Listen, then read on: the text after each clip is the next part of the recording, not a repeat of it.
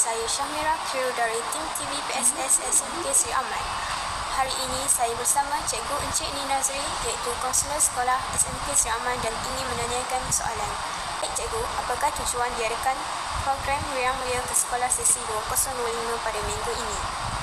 Okey, terima kasih saudari daripada TV PSS Sri Aman.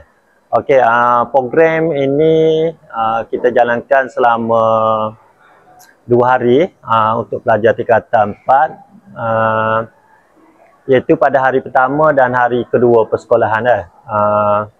Ia melibatkan semua pelajar tingkatan 4 di sekolah ni, SMK Sri Aman.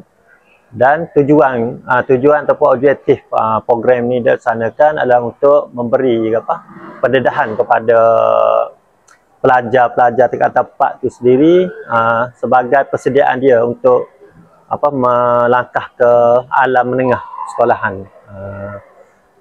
Dan mereka ni juga diberi pendedahan lah tentang subjek-subjek yang akan diambil semasa di tingkatan 4. Selain daripada itu, objektif seterusnya adalah untuk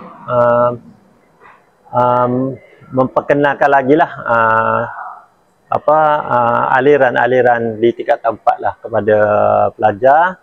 Selain itu juga dapat mengeratkan hubungan antara mereka lah, supaya mereka selepas ni bersedia lah untuk belajar di aliran tingkatan 4 ni lah.